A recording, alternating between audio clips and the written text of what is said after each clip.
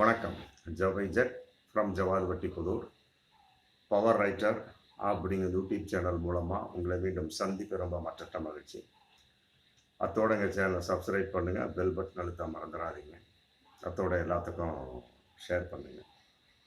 பொதுவாக பல ஆண்கள் நினைத்து கொண்டிருக்கிறார்கள், எப்படா தம்முடைய மனைவியை தன்னுடைய ஆண்குறியை சுவைக்க சொல்வது அப்படின்னு. ஒருவேளை அது கூடாதுன்னு சொல்லிடுவாங்களோ அப்படிங்கிற மாதிரி பலவிதமான ஒரு கருத்துக்கள். அது மிகப்பெரிய ஒரு தவறான ஒரு கருத்து.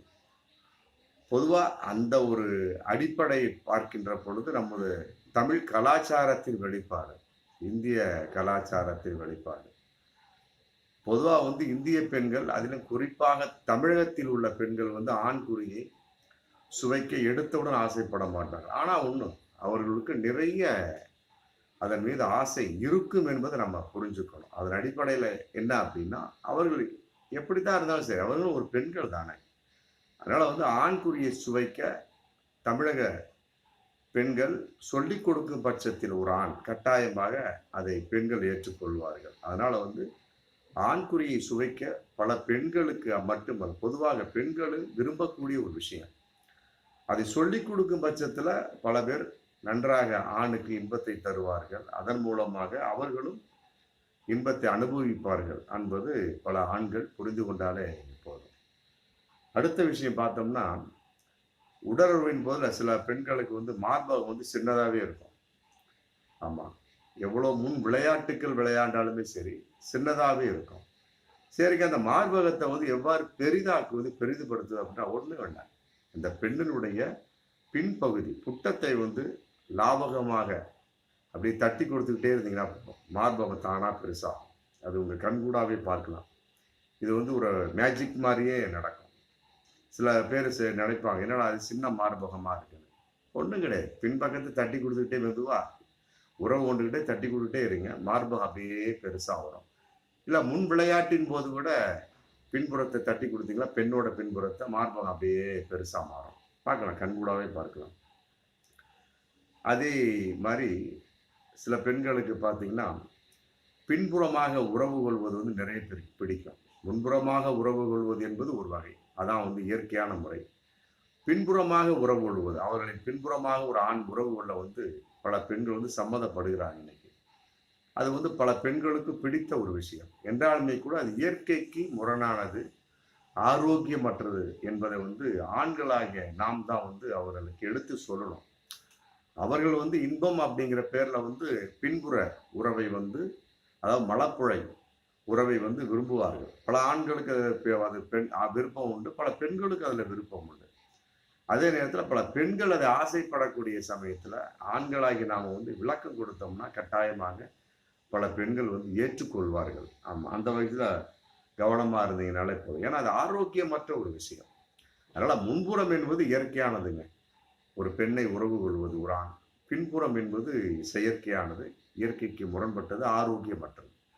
அதை பல ஆண்களை விட பெண்கள் புரிந்து கொண்டாலும் அவர்களே ஒத்துக்க மாட்டாங்க. ஆமாம். அடுத்து பார்க்கக்கூடிய சமயத்தில் எப்படின்னா, சில பெண்களை பார்த்தீங்கன்னா அப்படியே நம்மளை கூர்ந்து கவனிச்சுக்கிட்டே இருப்பாங்க, வெட்கப்படாமல் பார்த்து கொண்டே இருப்பார்கள். அப்புறம் குறிப்பிட்ட சில ஆண்களை பார்த்தோன்னா அவங்களை அறியாமல் மூச்சு விடுவாங்க, கெசு மூசல் மூச்சு வாங்குவாங்க, மார்பகம் விம்மி விம்மி எழும். அதே நம்ம பல விஷயம் பார்க்கலாம்.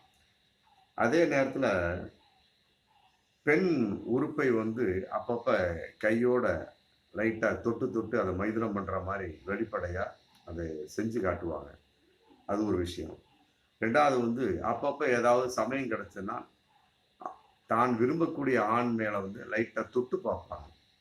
ஆமாம், இந்த மாதிரி ஒரு செய்கையெல்லாம் ஒரு சமிச்சை ஒரு சில பெண்கள்கிட்ட இருக்குது அப்படின்னா கட்டாயமாக அந்த பெண் உங்களோடு உறவு கொள்ள ஆசைப்படுகின்றாள் அப்படின்னு அர்த்தம். நல்லா புரிஞ்சுக்கிறோம். பெண்கள் எடுத்தோன்னா வா என்கிட்ட அப்படின்லாம் கூப்பிட மாட்டாங்க. பல சமிச்சை மூலமாகத்தான் ஆணுக்கு அவர்கள் ஒரு தன் அடையாளத்தை வெளிப்படுத்துவார்கள். இந்த மாதிரி ஒரு அடையாளங்கள்லாம் இருக்கும் பட்சத்தில் கட்டாயமாக அந்த பெண் நம்மோடு உறவுகள் ஆசைப்படுகின்றார் அப்படின்னு ஒரு ஆண் புரிஞ்சுக்கிட்டாலே போதும். கட்டாயமாக இது நல்ல ஒரு அந்த நேரத்தில் அவர் அதை பயன்படுத்தி கொள்ள வாய்ப்பு இருக்கு. ஏன், கல்யாணம் பண்ண பிறகு கூட நாம் உறவு கொள்வோம் அப்படிங்கிற பல விஷயத்த பல குடும்ப பெண்களே நம்ம வாயில் சொல்வதற்கு வந்து தயங்குவாங்க. ஏன்னா நம்ம தமிழ் கலாச்சாரம் அந்த மாதிரி. அவர்களும் கூட சில பேர் இந்த மாதிரி சம்ஜை பண்ணக்கூடிய சூழல் இருக்கு. அதையும் புரிஞ்சுக்கிட்டு ஒரு கணவன் செஞ்சாலே போதும். கட்டாயமாக ரொம்ப இன்பமாக தான் இருக்கும். அதே மாதிரி இன்னொரு விஷயம் எப்படின்னு கேட்டீங்கன்னா, ஒரு ஆண் வந்து ஒரு நாளைக்கு மினிமம் வந்து 5 தடவை உறவு கொள்ள முடியும். ஆமா. 5 தடவை அவனுடைய விந்தை வெளிப்படுத்த முடியும், உறவு கொள்ள முடியும். அதே மாதிரி சுய இன்பம் பண்ணக்கூடிய பல ஆண்களும் இருக்கிறாங்க. அவர்களும் மினிமம் வந்து ஒரு 5 தடவைக்கு மேலேயே ஒரு நாளைக்கு உறவு சுய இன்பம் செய்ய முடியும் அப்படிங்கிற ஒரு நிலைப்பாடு, ஒரு மனோநிலை தான் ஒரு ஆணுக்கு. அந்த மாதிரி ஒரு ஆண்களை பார்த்தீங்கன்னா, அவங்க பெரும்பாலும் ஒல்லியாவே தான் இருப்பாங்க. ரொம்ப குண்டா இருக்க மாட்டாங்க. ஒரு கட்டுடலம்பாக இருக்க மாட்டாங்க. கண்கள் குழி விழுந்ததை போல் இருப்பார்கள்.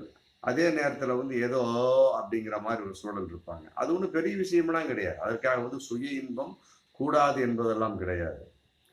புரியுதுங்களா? தன் மனைவியோடு ஒரு தடவை 5 தடவை உறவு கொள்வதற்கும், சுய இன்பமாக 5 தடவை சுய இன்பத்தை அனுபவிக்க நிறைய வித்தியாசம் இருக்கு. மனைவியோடு உறவு கொள்ளக்கூடிய சமயத்தில் அது ஒன்றும் பெரிய விஷயமா தெரியாது. அது ஆரோக்கியமான விஷயம்தான். முடிந்த அளவுக்கு உறவு கொள்ளலாம். அதே நேரத்தில் உறவின் போது வேகம் கூடாது. விவேகமாக அது செயல்பட வேண்டும். அவ்வளவுதான். மற்றபடி வந்து சுய இன்பம் அப்படி கிடையாது. அதை வந்து ஒரு 4 தடவை 5 தடவைக்கு மேலே செஞ்சீங்க அப்படின்னா ரொம்ப ஒரு மாதிரியா மனசுக்குள்ள ஒரு டைப்பா வரும். ஓங்கிற எண்ணம் வரும். அப்படிங்கிறப்ப மனசுக்குள்ள ஒரு ஒரு இருண்ட ஒரு பொசிஷன்லாம் வர வாய்ப்பு இருக்கு. அப்படி இருக்கக்கூடிய சமயத்தில் ரொம்ப ஓவரா சுய இன்பத்தை பண்ணாதீங்க. அளவா வச்சுங்க. ஒரு நாளைக்கு 2 தடவை அதோட முடிச்சுக்குங்க. அது ரொம்ப வடிகால் தான். சுய இன்பம் கூடாது என்பது ஒரு முட்டாள்தனமான ஒரு கருத்து. ஆமா. ஆனா அந்த மாதிரி ஒரு அளவா வச்சுங்க. சரியா இருக்கும். அதே மாதிரி பல ஆண்களை பார்த்தீங்கன்னா, உறவு கொண்டவுடனே தனித்தனியா பிரித்து படுத்துக்குவாங்க. என்ன முடிஞ்சு போச்சு அப்படின்னு படுத்துக்குவாங்க. அது மிகப்பெரிய ஒரு தவறு. ஆமா. தன் துணையோடு, அது மனைவியாக இருக்கட்டும், மற்ற யாராக இருக்கட்டும், துணைவியோடு வந்து உச்சகட்டம் முடிஞ்ச பின்னாடி, விந்து வெளியான பின்னாடி, அந்த பெண்ணிட்ட வந்து சில விஷயங்கள் பேசணும். என்னம்மா, உச்சகட்டம் உனக்கு ஏற்பட்டதா? நன்றாக இருந்ததா? இன்பமாக இருந்ததா? எவ்வாறு இந்த உறவு உனக்கு திருப்திகரமாக இருந்தது? எனக்கு திருப்திகரமாக இருந்தது. உனக்கு எவ்வாறு இருந்தது? அப்படின்னு ஒரு வார்த்தைகள் கேட்கணும்.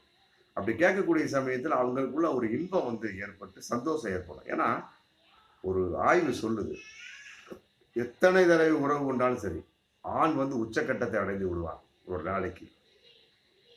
ஆனால் பெண் அப்படி இல்லை. எடுத்தவனும் உச்சகட்டத்தை அடைய மாட்டான். ஒரு நாளைக்கு 2 தடவை அல்லது 3 தடவை உறவு கொள்ளக்கூடிய சமயத்துல ஒரு பெண் வந்து உச்சகட்டத்தை அடைவார். இது வந்து பல ஆண்கள் இன்று வரை புரிந்து கொள்வதில்லை. அப்படி இருக்கக்கூடிய சமயத்துல இவரை உச்சகட்டம் அடைச்சிட்டாட்டு வைக்கலாம், டக்குன்னு என்ன பண்றாரு, திருப்பி படுத்துடுறாரு. அது மிகப்பெரிய இன்னும் தவறு. அதனால என்ன பண்ணும், மீண்டும் கட்டி பிடித்து அணைத்து கொண்டு முடிஞ்சதுன்னா பெருவிரலை வந்து பெண் குறியில் வைத்து கொண்டு மெதுவாக ஆலிங்கனம் ஒரு சாஃப்டா செஞ்சுக்கிட்டு, மற்றபடி இன்னும் ஏதாவது பெண் கூறிக்குள் தன் கட்டை விரல் நுழைக்க முடியுமான்னு பார்த்து, அதுக்கு பெண் எந்த அளவுக்கு ஒத்துழைக்கிறாள் அப்படிங்கலாம் பார்த்து அப்படியே லெவல் பண்ணி, உச்சகட்டம் அடைந்தாயா, எவ்வாறு இருந்தது இன்றைய ஒரு இன்ப நிலை அப்படிலாம் வந்து மனம் விட்டு ஜாலியா சந்தோஷமா பேசும். அந்த பேசக்கூடிய சமயத்துல வாடி போடி அப்படி கண்டபடி ஆபாச வார்த்தைகளோட கலந்து பேசலாம். ஆமா, அதுல ஒன்றும் தவறு கிடையாது. ஆபாச வார்த்தைகளோட பேசலாம். அது வந்து பெண்களுக்கு பிடிக்கும். அந்த மாதிரி அந்த நேரத்துல வந்து பேசுவது பெண்களுக்கு பிடிக்கும். வாடி போடி அப்படின்னு கண்டபடி பேசுறது தெரியுமா, அந்த மாதிரி பேசுவது அந்த இன்பகரமான நேரத்துல வந்து ஒரு பெண்ணுக்கு பிடிக்கும். ஆமா, மற்ற நேரத்துல பிடிக்காது. அப்ப அதே வந்து ஒரு உச்சகட்டத்தை வந்து அவர் எட்டிவிடும் என்பதாக ஒரு தகவல் இருக்கு, ஒரு ஆய்வு இருக்கு. ஆமா, இதை செய்யுங்க. கட்டாயமா நீங்கள் உறவு கொண்ட அதே நேரத்துல உங்கள் மனைவிக்கும் வந்து அது திருப்தி ஏற்பட்டு உச்சகட்டம் ஏற்பட்ட ஒரு நிலை உங்கள் பேச்சின் மூலமாக சமநிலைப்படுத்தப்படும். பார்ப்போம் மீண்டும் அடுத்த வீடியோ. நன்றி.